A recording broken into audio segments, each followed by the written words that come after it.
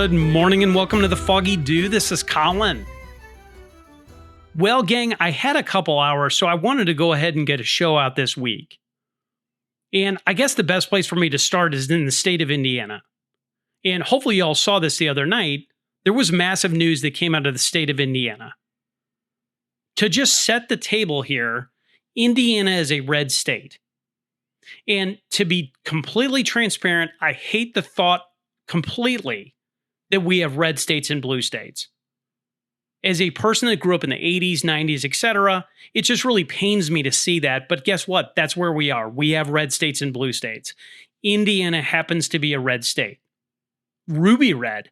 Donald Trump in 2024 won the state of Indiana by 20 points over Kamala Harris. 20 points. In political science parlance, that is an ass whooping. Donald Trump carried Indiana huge. So the voters in Indiana gave a mandate to Donald Trump and the Republican Party. Now, if you dig deeper into the state of Indiana, the state legislature of Indiana is totally red also. And the math, when you get inside the numbers of the legislature, is a preponderance to red. If you look at the composition of the state Senate of Indiana, there are 50 Senate seats. Of those 50 Senate seats in the state of Indiana, red, the Republican Party, holds 40 of 50 Senate seats in Indiana. 80% of the Indiana Senate, the state Senate, is Republican. Well, I think everybody remembers that there was this whole redistricting effort that occurred in December. In December, the Senate of Indiana was looking at a mid-decade redistricting map. They were looking at congressional gerrymandering, same as Virginia, same as Texas, same as Florida. However, when presented this option to gerrymander Indiana, the Republican Party balked. The senators in the state of Indiana balked.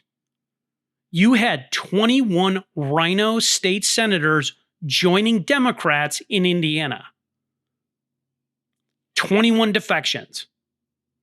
21 defections by the rhino establishment class. They joined Democrats to defeat this redistricting effort. Well, with those defections, the math turned, and again, the redistricting map failed. The net effect of that is that the Republican voter who votes these people into office, the voter that realizes the stakes nationally, that voter is yet again betrayed by red leadership. And it's not red leadership, it's rhino leadership. And the easiest parallel to draw is in Virginia. This moral grandstanding of not gerrymandering a state was not duplicated by Democrats in Virginia. The Republican Party in the state of Indiana, in the state Senate at least, apparently found Jesus. They found quibbles. They found qualms. They joined Democrats. They betrayed their base. And a few things happened out of that. Number one is that the Democrat Party nationally started popping champagne. Of course they would. They're celebrating the defections. They couched it as saying, well, the Republicans in Indiana stood up to Donald Trump. They stood up for democracy. It's the typical refrain out of these people. The second thing that happened is that the people of Indiana, the voters of Indiana that I just mentioned, those people were absolutely furious because their elected leaders betrayed them yet again. I've talked about it so many times in the show. There is nothing worse than the rhino establishment class. These people are ideological liars. They lie all the time. They present themselves as one thing and then act another way.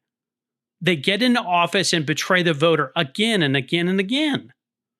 The third thing that happened out of that December redistricting effort is that Donald Trump promised primaries against the defectors, which he should.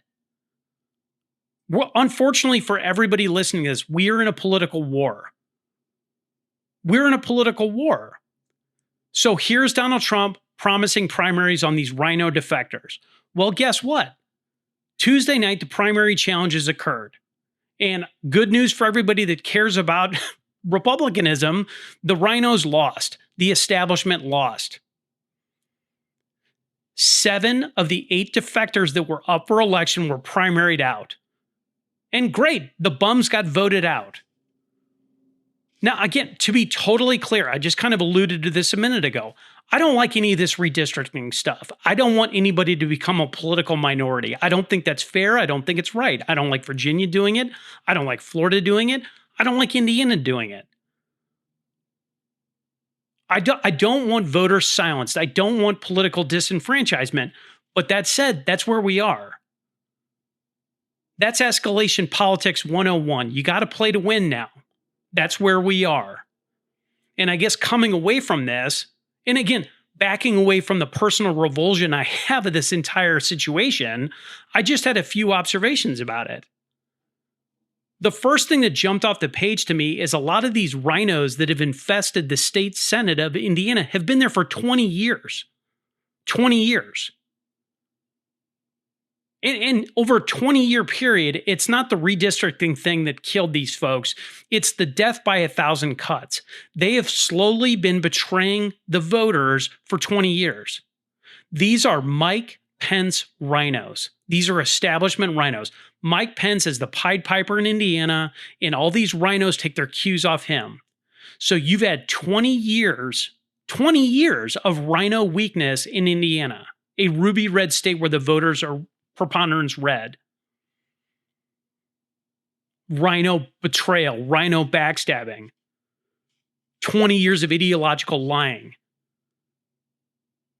And again, I just said it a second ago, it's ideological lying that culminated in a very public betrayal of MAGA and red voters in the state of Indiana and quite frankly, nationally.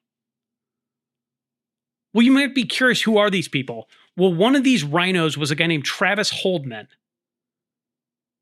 Travis Holdman, the rhino, lost the other night by 20 points. Again, a political shellacking. You know what his reply was? What his response was to this whooping that was placed on his head by the voters? He was just held accountable by the voters. You know what his response was?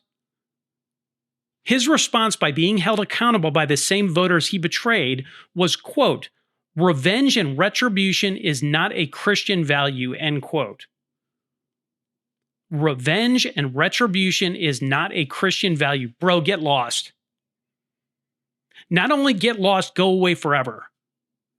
Because, listen closely, Travis, and I'm sure you don't listen to the Foggy Dew because you don't know anything. You have to listen to your constituents. The people very plainly wanted this redistricting map to occur. Whether or not I agree with it or not, that's what the people wanted. That's what they voted for. And you, sir, ignored them. And I kept thinking about it. It's almost like that Festus data center deal. You had the entire town of Festus show up and say, we don't want a data center. And the boneheads that were on the Festus City Council said, hey, we don't really care what the voters think. We're just going to go ahead and do this anyway. It's the exact same thing. The bums didn't listen. Ergo, the bums get voted out. I mentioned Pence. I mentioned rhinos. One of my main takeaways from this is that rhinos and that Pence wing of the Republican Party is totally dead.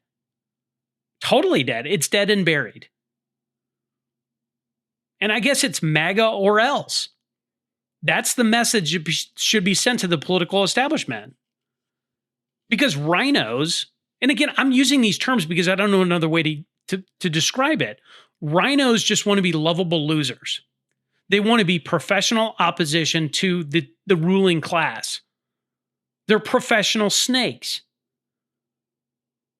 And newsflash to a guy like Travis, it's not a moral failure of the voter. It's not in the slightest a moral failure of the voter. The moral failure here is actually on the rhino class. Because the rhino class has failed to represent the voter correctly. That's the moral failure here. You're tasked to represent the voter, not your own conscience. It's like that Murkowski up in Alaska. She's standing in the wind. But denying your voters is the moral failure. That is a moral outrage. You raise your hand to God, swear in a Bible that you're going to defend, protect the Constitution, you're going to uphold the will of the voters, and then you betray them. And the only thing I can tell you as a student of politics for most of my life is that the rhino, a guy like this Travis person, they never look in the mirror. They never look in the mirror and say, hey, the problem is on me. What they do is they blame the voter. They blame the voter for their own failures. And the takeaway here, I guess, is very, very clear.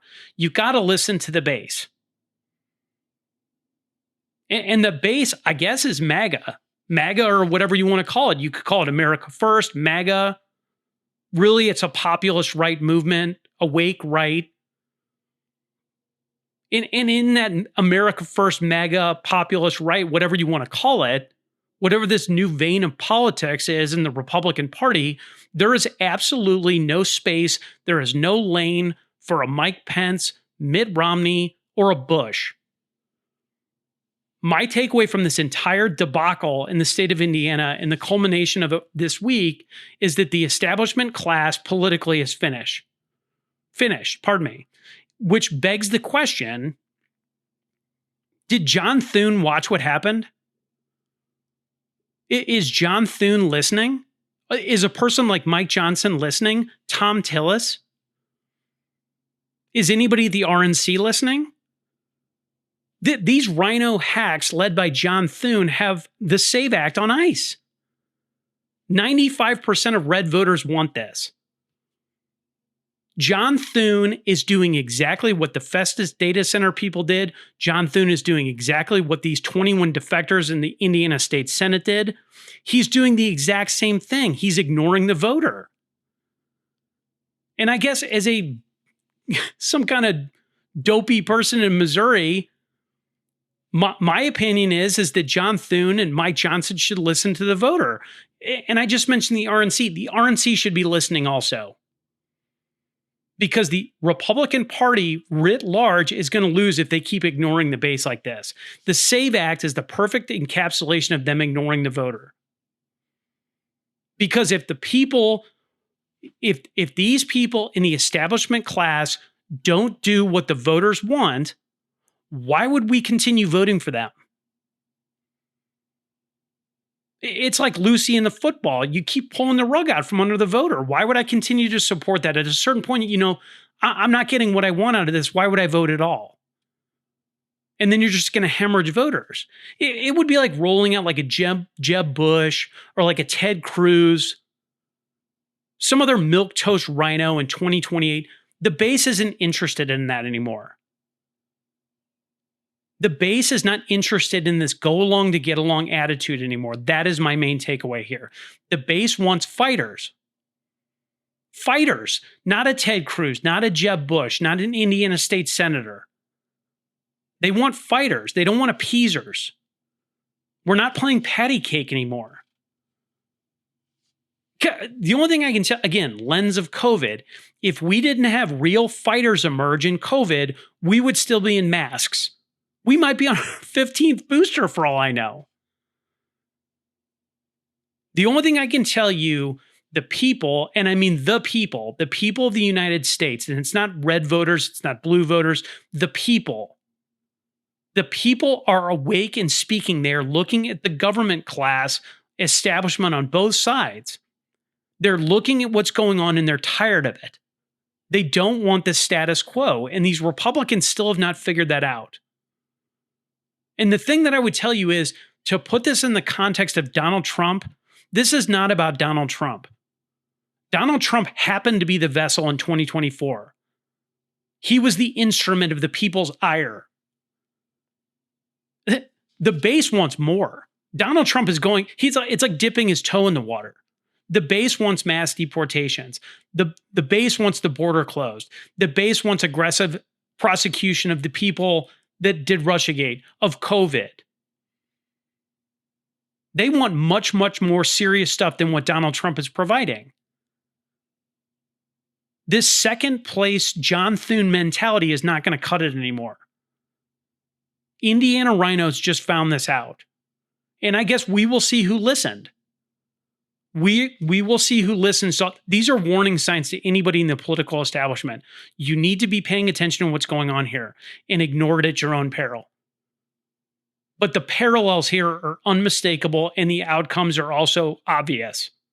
But trust me, I'll be watching the whole thing. So, switching gears, I talk on the show a lot about the practice of law, the judiciary, talk a lot about the Supreme Court. I talk a lot about the Supreme Court, and I talk a lot about the poster child for DEI, which would be Justice Jackson. And I guess law is what keeps the world spinning.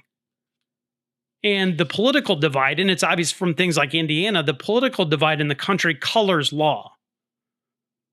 And I think everybody with two brain cells to rub together knows that we have two factions politically. We have liberals and we have conservatives, red and blue. And those sides the last few years, I guess it'd be like in the last 10 years, they have split so far apart. Their belief systems between red and blue, liberal, conservative have completely split. The left is sprinting left. And at least from my estimation, the right has remained relatively static. But the gulf here between these two parties, two belief systems, is just unmistakable.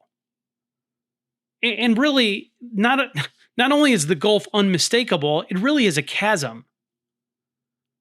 And this chasm in understanding, this chasm in worldview, that's really the worst outcome when you look at the practice of law. That's the absolute worst outcome. It's terminal to the law.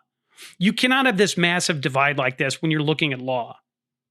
Like if the law is the number 5, you would want one side as a 6, one side as a 4.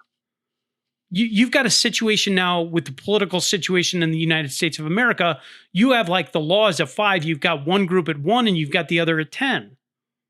A chasm, a gulf, whatever you want to call it. Look at the Supreme Court. You've got Clarence Thomas, who's a textualist originalist, and then you've got a person like Justice Jackson.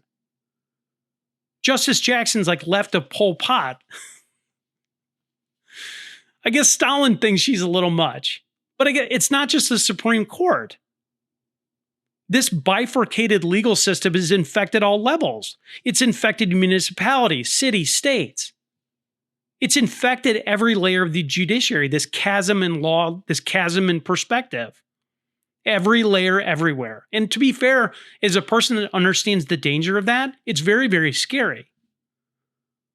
And I guess let me just ask you a general question. If you're a liberal in a trial, would you want a conservative judge? And on the flip side of that coin, if you're a conservative business owner in the state of California, would you want your judge to be like a blue-haired furry? Probably not. That's probably a bad feeling when you stand in front of that furry. And I saw these 2 stories earlier this week that really just exemplified to me this dissimilar situation. It just showed these two, I saw 2 things and I'm like, what a stark contrast between these positions here. And I guess I'll start with the first one. I saw an interview with Supreme Court Justice Neil Gorsuch. So here he is getting interviewed. Here's Gorsuch in the interview. Quote, "We are a creedal nation. What unites us is not a religion, not a race. It is a belief in these ideas in the Declaration of Independence," end quote. Okay, great. I agree with most of what he said. That's a conservative position. America is an idea. But what I would tell you is that it's also a culture derived from Britain. It's not just derived from Britain, it's Christian Europe. You had England and Christian Europe as the cradle of America. America was an idea of the Enlightenment. And I guess you can look at America as a straight shot from those fountainheads.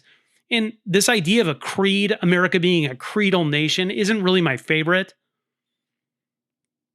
Because I think along the line that path of logic fails. Yes, we have a creed. But the genesis of that creed is the idea of a creator, the ideas of England and Christian Europe. That's the genesis. That's the genesis of the idea that causes the creed. So I guess if you have a creed, any adherence to that creed accepts the idea as a predicate. It's a bouncing ball of logic. You can't disassociate those 2 things, but here we are. So I guess overall, I would say Justice Gorsuch, who happens to be on the conservative side, I would say Gorsuch is about 80 to 90% right in his statement there. But I guess drawing away from what I think about Gorsuch's comments more broadly, being a creedal nation, even if you accept his definition of it, being a creedal nation means people like Mandami, Ilhan Omar, Omar Fattah, Tlaib, even Bernie Sanders and Elizabeth Warren, they don't believe that. They don't believe we're a creedal nation. They don't believe in the idea. They don't believe in the creed. They don't believe in it. They don't revere it. They don't swear to it. Their version, their worldview, their version of America is totally incoherent to history and logic. And to be completely clear, it's not about race, it's not about color, it's not about religion. It's agreeing to a social compact. The social compact is that our rights come from God, we have a limited government, it's a Republican form of government. That social compact does not include socialism, communism light. But I guess either which way you want to look at talking about Gorsuch, Gorsuch is on the right side of the spectrum, meaning like the ideological right side of the spectrum. The people that I mentioned, the Tlaibs, Sanders, Warren, those people don't believe in republicanism. They don't believe in the idea. They want socialism, communism.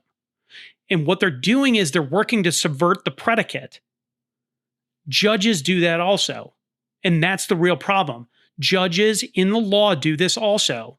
They're working to subvert the predicate. Here's the counterpoint to Gorsuch. This counterpoint comes from the third Trump assassin. So Cole Allen, the shooter over the weekend, goes to court. This man, Cole Allen, tried to murder the president of the United States. Cole Allen told police when he was arrested that he did not expect to survive the shooting. He did not expect to survive the attempt. This guy wanted a killing spree. And again, targeted the president. He shot a Secret Service agent in the chest, and thankfully the guy lived. Well, here's Cole Allen arrested. He didn't think he would even survive the attempt. Well, so they arrest him and throw him in jail. Allen was put on suicide watch when he was put into jail. Of course he was. The guy thought he would get killed. He was trying to kill others. It's probably a reasonable conclusion to draw that he doesn't care about life, so he might try to off himself in jail. The judge in this case is a person named Zia Faruqui. Well, this judge didn't like that. The judge didn't like that Cole Allen was put on suicide watch. The judge stated from the bench he was, quote, fascinated and disturbed, end quote, by Cole Allen's treatment. To be totally clear, a judge thinks that a presidential assassin was treated poorly. This judge, Judge Faruqui, drew parallels to January 6 rioters. Here he is. Judge, quote, to me, it's extremely disturbing that he was put on 5-point restraints, a person with no criminal history. It's troubling. I never heard of one January 6 defendant who was put in a 5-point restraint or in a safe cell. If the only way to keep him safe is the most punitive thing, that's a problem. At a minimum, I should be apologizing to him. We are obligated to make sure he's taken care of. Mr. Allen, I'm sorry that things have not been the way that they are supposed to, end quote. At a minimum, I should be apologizing to him. I'm sorry that things have not been the way they were supposed to. What planet are we on? What planet are we on? If John Wilkes Booth had a judge, that judge would have probably tied the noose himself. Here we have a judge apologizing to an assassin. Apologizing to a presidential assassin. I never thought I would live to see something like this. This guy is invoking January 6th from the bench. You might be curious to know, this same judge signed hundreds of January 6 warrants. He used the worst language you could possibly use, insurrectionists, traitors. He used these terms on nonviolent people on January 6th. There's the difference. There's the judicial gulf. This Judge Farquhar is an Obama appointee. He's a DC magistrate. And the only thing I can tell you about DC is DC is a den of activists. And you might be curious why that whole grand conspiracy Russiagate thing is being done in Florida. This is exactly why. A person like this on the bench at DC is a total joke. This is exactly why all those people in the grand conspiracy for Russiagate were moved to Florida. This is exactly why there were no arrests day one. And this is exactly why all of the prosecutors in that grand conspiracy case, the case against Comey, the case against all these people, this is why you take your time. You've got to make it stick. You could not take any of this stuff about a grand conspiracy to a judge that apologizes to a presidential assassin.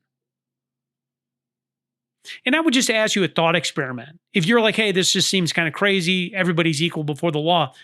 Do you think that this man would apologize to the gunman if the target was Obama? If the target was Biden? Do you think he would be apologizing to the gunman? If it was a conservative that had tried to take out a Democrat president? I don't think so. Probably not. And if this guy can't have standards, therein lies the problem. So again, I just saw Gorsuch talking. I'm like, okay, there we go. And then I see this other judge apologizing. You got serious issues in the judiciary, guys. And to be fair, again, think about being a business owner in California. You are at the whim of the political bent of the judge that's standing in front of you. We as American citizens, and I think this goes for everybody, this is a universal thing. We need balls and strikes. We need nonpartisan referees that can call the law black and white. True umpires of law. We don't need people like James Comey. James Comey that's like wearing his Kamala Harris gear as the director of the FBI. He's wearing a blue jersey and rubbing it in your face. And I'm supposed to expect that that guy's nonpartisan? You want to talk about degradation of the rule of law? There it is right there. A liberal judge in DC, an Obama appointee, apologizing to a presidential assassin. You're on a different planet, guys. Just be aware, but I'll be watching the whole thing. So, switching gears, I kind of had a fun topic I wanted to talk about. I don't know if it's fun or not, but I was like, I read this the other day and I started laughing out loud.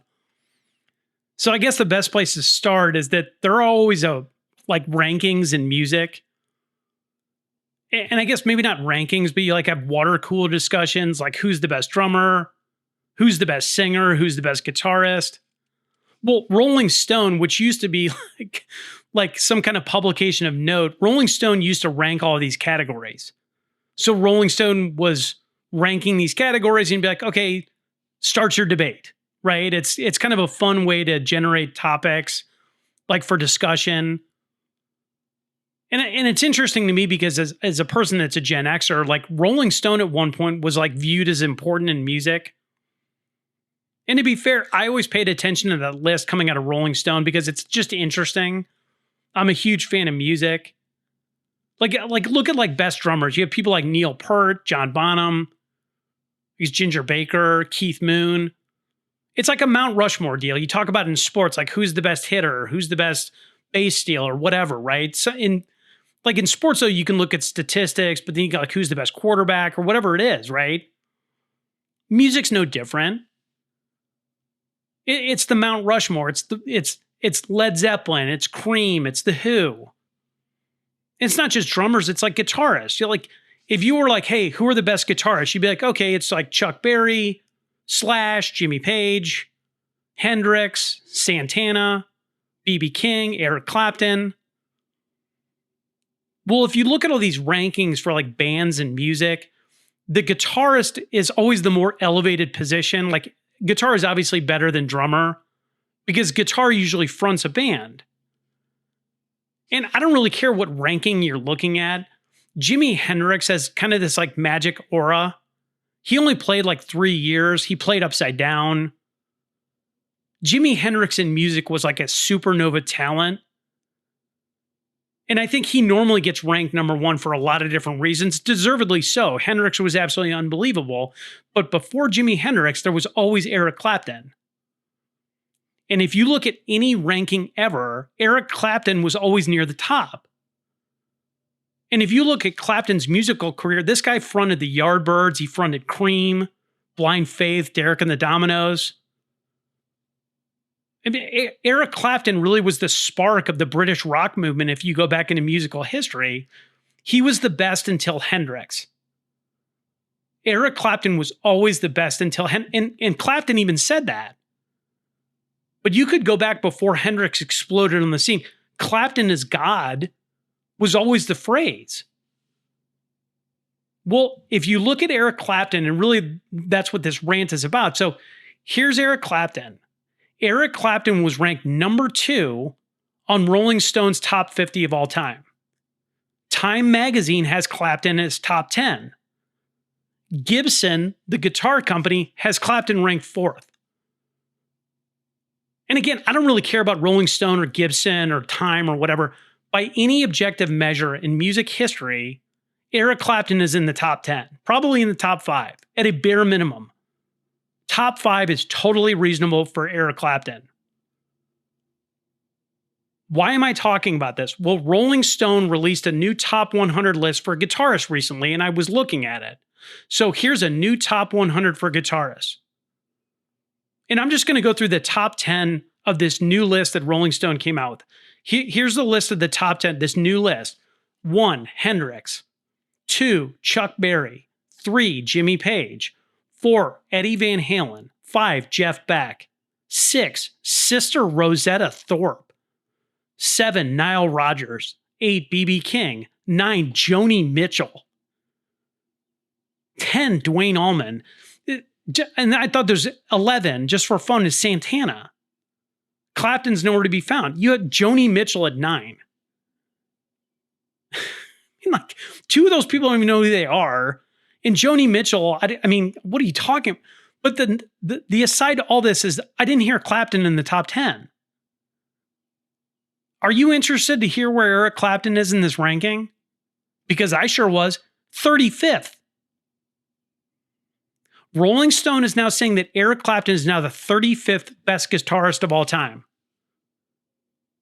35 falls directly behind Jerry Garcia at 34, Brian May of Queen at 33, Jack White at 32, George Harrison at 31, Neil Young at 30. Eric Clapton, Clapton is God, is now 35. Now, you might be asking yourself, that's kind of a precipitous fall, right? Why would Eric Clapton be 35th in a ranking of a guitarist all the time when everybody with a brain knows that he's in the top 10? Rolling Stone explains their decision. This is a quote from the ranking. Quote, "These days, nobody really considers Clapton God. His COVID comments clearly rule out any chance of being all-knowing. But that doesn't stop guitarists from worshiping his playing," end quote. COVID comments? What COVID comments? I laughed out loud reading this. Eric Clapton, if you didn't know, was very outspoken in COVID. He spoke. He spoke when it mattered. And to be fair, there were other people that spoke in COVID too on the musical spectrum. You had people like Van Morrison. Morrissey was a guy that was very outspoken about COVID. Well, Eric Clapton spoke out against the establishment. Eric Clapton spoke out against the COVID Nazis. And you might be curious, what really did Clapton do? Well, Eric Clapton was actually vaccine injured. Clapton's story was that he took the AstraZeneca shot. He reported after his first COVID vaccine shot from AstraZeneca that he had adverse events for 10 days. He recovered from these initial adverse events and he waited 12 weeks. Well, 12 weeks after this whole debacle that he had, 12 weeks later, he took his second AstraZeneca shot. So he did what he was supposed to do. He got the shots. That second one was even worse for him. Clapton reported that he had even more adverse events. For 2 weeks, Eric Clapton said that his hands and feet went numb. He said it felt like burning and he was worried that he might never play a guitar again. Bottom line, this man spoke out. He just conveyed his human experience. He spoke freely. And to be fair, he spoke about it and he still talks about it because he's still suffering from peripheral neuropathy. Eric Clapton, even today, says he would have never gone near that needle if he knew what would happen to him. He now calls the vaccine propaganda, the push to get everyone vaccinated. He talks about how they say safe and effective is just propaganda. So he was obviously injured by this whole thing.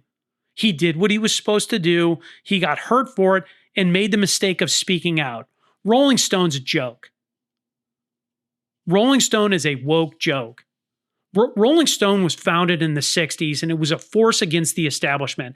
Now it is the establishment. It is an organ of the establishment. Here is Rolling Stone carrying water for the state. Rolling Stone is pushing propaganda. And I guess I read this whole thing and I'm sitting here looking at this, and my first thought was, how evil and small are these people? Because by any measure, Eric Clapton's work, his work is top 5. The actual music, the thing that matters. Eric Clapton was a human being with a platform that spoke of his experience, of his journey. That experience, his personal journey, is then dismissed by these small brain lizards over at Rolling Stone. And the only thing I can tell you about any of this is that these people acting that way, acting in that infantile manner, destroys the legitimacy of Rolling Stone minute by minute. And the only parallel I can draw on any of this, it's almost to me like MSNBC, CNN, Fox News. These stations, these reporters, these people, they all lied in COVID. They told you the border was closed. They told you that Biden was the best version of himself. They told you Hunter's laptop was fake. Russia collusion, January 6th, COVID. They got it all wrong, man.